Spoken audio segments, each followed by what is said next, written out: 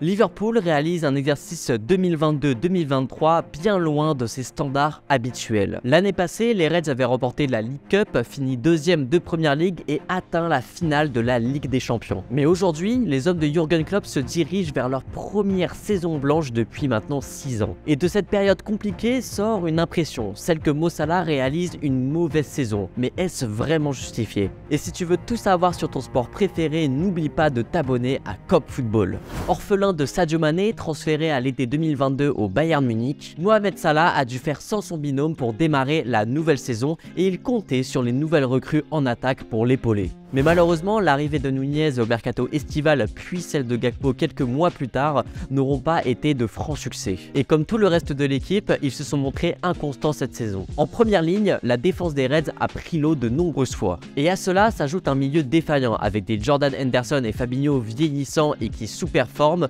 accompagnés par des joueurs souvent blessés. Bref, c'est une saison à oublier du côté d'Anfield. Et lorsqu'une équipe traverse une mauvaise période, on a tendance à observer le comportement de l'acteur principal. Ici, c'est Mohamed Salah. De par sa gestuelle sur le terrain et de certains matchs ratés, l'Égyptien donne l'impression de réaliser une très mauvaise saison. Beaucoup de déchets, de mauvaises décisions, une finition moins chirurgicale qu'avant et beaucoup de gestes d'agacement. Une fébrilité qui se traduit notamment par ses échecs sur penalty. En 2023, l'Égyptien a manqué cet exercice à 2 reprises, chose qui ne lui était jamais arrivée avant. Il n'avait même manqué que 6 tirs au but durant tout le long de sa carrière. Des événements qui font ressurgir l'impression que le pharaon rate complètement sa saison. Mais si on s'y penche de plus près, l'attaquant des Reds est loin d'être en si mauvaise forme. En tout cas, sur le plan statistique, l'Égyptien performe plutôt bien. Avec une quarantaine de matchs disputés cette saison, le numéro 11 reste sur une trentaine de buts inscrits tout en délivrant plus de 10 passes décisives. Des statistiques pas du tout alarmantes lorsqu'on les compare avec celles de ses précédentes saisons. Salah est même le 4e joueur le plus décisif d'Europe derrière des noms comme Messi, Haaland ou encore Kylian Mbappé. Mais c'est aussi l'ailier le plus prolifique d'Europe. Et le tout dans une équipe qui plafonne et qui sous-performe cette saison. Et enfin, lorsque l'on compare Mohamed Salah avec des joueurs comme Bukayo Saka ou Marcus Rashford,